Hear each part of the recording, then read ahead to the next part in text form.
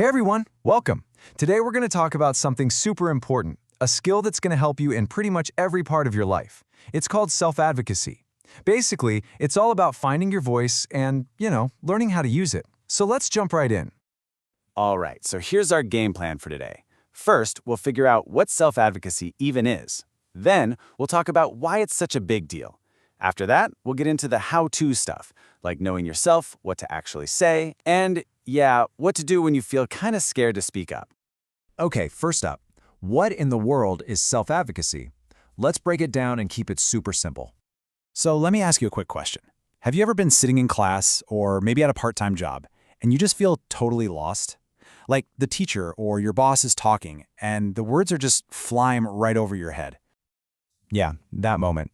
You know the one, where you start to feel kind of frustrated, maybe a little stressed out and just stuck. And hey, I promise you, we have all been there. It's a totally normal feeling to have. So that feeling of being stuck, it's actually a signal. It's your brain telling you something. And self-advocacy, that's what you do about it. It's literally the skill of speaking up for yourself and just clearly saying what you need. And I really want you to hear this part. It is a skill.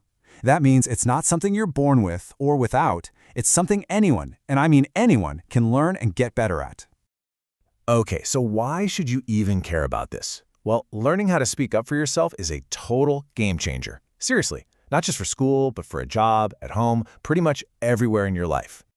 This right here is probably the most important idea.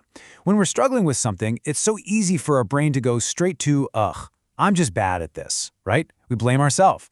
But self-advocacy helps us flip that script. Instead of thinking, I'm bad at this, we can think, wait a minute, I just need this explained in a different way. See that? It's not about you being bad at something. It's about finding a way to learn that actually works for your brain. It takes all that pressure off and turns the problem into something you can actually solve.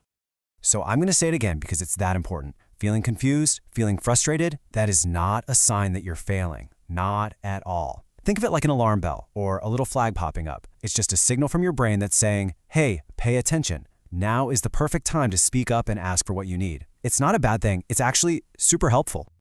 But here's the thing. You can't really ask for what you need if you don't know what you need in the first place, right? So that's where we have to start. The first big step is just getting to know yourself a little better, especially how you learn. And a really cool way to do that is to think about making a personal profile for yourself. Just kind of check in and ask yourself a few questions. Like first, what are my strengths? What am I awesome at? We all have things we're good at. Second, what are my learning needs? Where do I usually get stuck or confused? Then, what helps me? What are the strategies or supports that make things click? Think of it like your personal toolbox. And last, what kind of space do I work best in? Do I need it to be super quiet? Does it help to sit near the front? Stuff like that. Seriously, just spending a few minutes thinking about that stuff is so powerful. Because once you know what you need, you can ask for that exact thing. It's the difference between saying, I don't get it, and saying something like, could you write the directions on the board? It helps me to look back at them. See how much more specific and helpful that is? Okay, so you've done the work, you know what you need. Now for the tricky part. What do you actually say? Let's check out some really simple, easy examples you can literally start using today. All right, let's picture this. You're in school, maybe in math class. Instead of just sitting there confused, you could say something like, Aiden here, I don't understand this step. Could you explain it another way? It's super clear, it's polite, and honestly, you're probably helping out a bunch of other kids in the class who are afraid to ask. Or how about at a part-time job? Jessica could ask her manager, could you write the steps down for me so I can make sure I do it right every time? Think about that.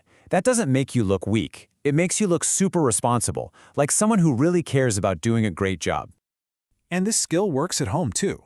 Declan can just say, I need the volume lower so I can concentrate on my schoolwork. He's not trying to start a fight or anything. He's just, setting up the space he needs to get his work done. And even just out in the world trying to catch a bus or something, Taryn can just ask, I'm not sure when this bus comes. Could you tell me which one goes to Main Street? In every single one of these examples, it's the same idea. Calmly and clearly saying what you need to figure things out. Okay, let's be real for a second. I know a lot of you are probably thinking, yeah, this sounds nice, but actually speaking up, that's terrifying. And you know what? You're absolutely right. It can be super scary. So let's talk about that feeling, because it is real, it's totally okay to feel that way, and we can make a plan for it. This is something I really want you to take with you. Courage doesn't mean you're not afraid. That's not what it is. Brave people get scared all the time. The only difference is that they have a plan for what to do when they feel scared. And guess what? You can have a plan too. So here it is. It's called the 4-step calm plan, and it's super easy to remember. When you feel that nervousness bubbling up, first, just stop. Pause for a second and notice what you're feeling. Second, breathe.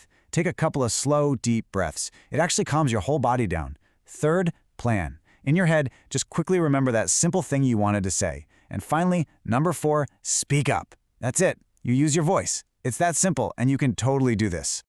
All right, let's wrap this up with the most important stuff to remember. Number 1, self-advocacy is a skill, which means you can learn it.